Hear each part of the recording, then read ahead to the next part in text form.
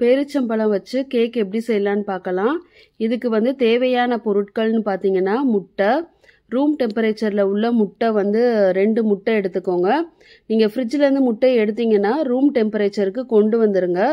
அப்போ தான் வந்து கேக் பண்ண இது கரெக்டாக இருக்கும். இப்போ அடுத்து வந்து பார்த்தீங்கன்னா ஜீனி சேர்த்துக்க போகிறோம்.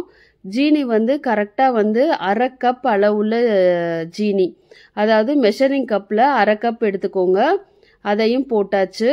இப்போ பார்த்தீங்கன்னா பட்டர் சேர்க்க போகிறோம். அன்சால்டட் பட்டர், ரூம் டெம்பரேச்சரில் இருக்கணும். இது வந்து கரெக்டாக வந்து 50 கிராம் அளவு சேர்த்துக்கோங்க.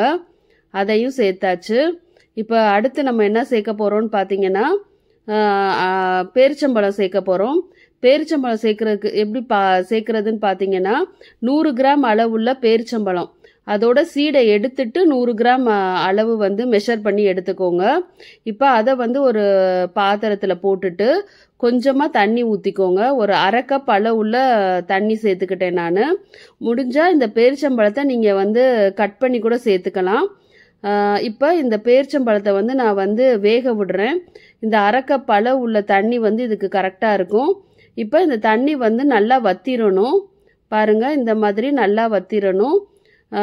இப்போ இதை வந்து ஆற வச்சு தனியாக எடுத்து வச்சுக்கோங்க. இப்போ நான் அந்த ஸ்பூன் வச்சு இந்த பேரிச்சம்பழத்தை வந்து நல்லா மசிச்சு விடுறேன்.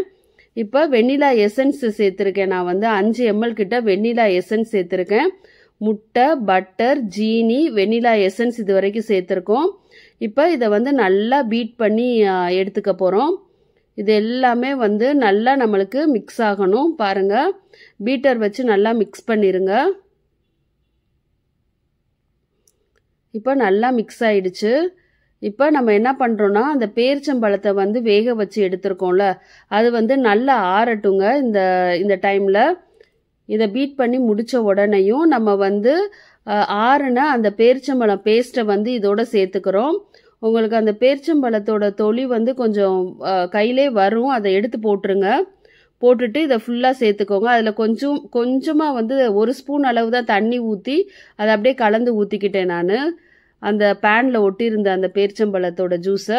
இப்போ பார்த்தீங்கன்னா மறுபடியும் நான் வந்து நல்லா மிக்ஸ் பண்ணுறேன். இந்த மேலாப்பில் வர்ற அந்த பேரிச்சம்பழம் தோலெல்லாம் நான் எடுத்து போட்டுட்டேன் நான். இப்போ பார்த்தீங்கன்னா இது நல்லா வந்து மிக்ஸ் ஆகுது. நீங்கள் வந்து பேரிச்சம்பழத்தை வந்து கட் பண்ணியே வேக வைங்க. இப்போ பார்த்தீங்கன்னா அடுத்து பார்த்தீங்கன்னா இந்த மாதிரி பதத்துக்கு இதை நல்லா அடித்து கொண்டு வந்துக்கோங்க. இப்போ நம்மளுக்கு வந்து தேவையான ட்ரை இன்க்ரீடியன்ட்ஸ் என்னென்னு பார்க்கலாம். வந்து மைதா எடுத்திருக்கேன். மைதா வந்து 3/4 கப் எடுத்திருக்கேன். பேக்கிங் சோடா, பேக்கிங் பவுடர் இது 2மே சேர்த்துருக்கேன். பார்த்தீங்கன்னா பேக்கிங் சோடா வந்து 1/4 டீஸ்பூனுங்கிற அந்த ஸ்பூனில் வந்து அரை அளவு தான் நான் எடுத்திருக்கேன். அடுத்து பார்த்தீங்கன்னா பேக்கிங் பவுடரோட அளவு நான் சொல்கிறேன், இதில் எழுதுறேன். அரை டீஸ்பூன் இருந்தால் போதுங்க. கரெக்டாக அரை டீஸ்பூன் எடுத்துக்கோங்க. இப்போ இது எல்லாத்தையும் வந்து சலிச்சு தான் நம்ம வந்து சேர்த்துக்க போகிறோம். இது 3ஐயும் சலிச்சாச்சு. இப்போ மறுபடியும் போட்டு இந்த மாவோடு நம்ம நல்லா அடித்து எடுத்துக்க போகிறோம். இப்போ நட்ஸ் வந்து நம்மளோட சாய்ஸ் தான். நான் வந்து வெறும் முந்திரி பருப்பை வந்து நல்லா வந்து கட் பண்ணி சேர்த்துருக்கேன். வேணா பாதாம் இந்த மாதிரி நீங்கள் என்ன சேர்க்கணும்னு நினைக்கிறீங்களோ அதை சேர்த்துக்கலாம், ட்ரை ஃப்ரூட்ஸு. இப்போ இதை வந்து நான் நல்லா மிக்ஸ் பண்ணிட்டேன். இப்போ ஒரு டின்னில் வந்து கீழே பட்டர் ஷீட் போட்டு அதை வந்து நல்லா வந்து எல்லா சைடும் வந்து நெய்யோ பட்டரோ இல்லைன்னா ஆயில் யூஸ் பண்ணி அதை வந்து இது பாலிஷ் பண்ணிடுங்க. பண்ணிவிட்டு நம்ம அடித்து வச்சுருக்க பேட்டரை வந்து இதுக்குள்ளே ஊற்றியாச்சு. எப்பயும் போல் 10 நிமிஷம் ப்ரீஹீட் பண்ணிடுங்க. 180 டிகிரியில் ஃபஸ்ட்டு ஆப்ஷனில் ப்ரீஹீட் பண்ணிவிட்டு பார்த்தீங்கன்னா நம்ம வந்து இப்போ வந்து மாவை உள்ளே சேர்த்துடுறோம். ஒரு 30 நிமிஷத்துக்குள்ளேயே வந்து பார்த்தீங்கன்னா நம்மளுக்கு நல்லா அழகாக இந்த பேரிச்சம்பழம் கேக் வந்து ரெடி ஆகிடும். பாருங்கள், ஆறுனதுக்கப்புறம் அந்த பட்டர் ஷீட்டை எடுத்து பாருங்கள்.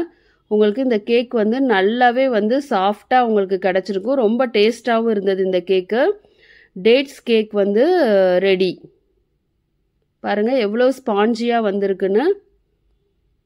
Dates cake ready.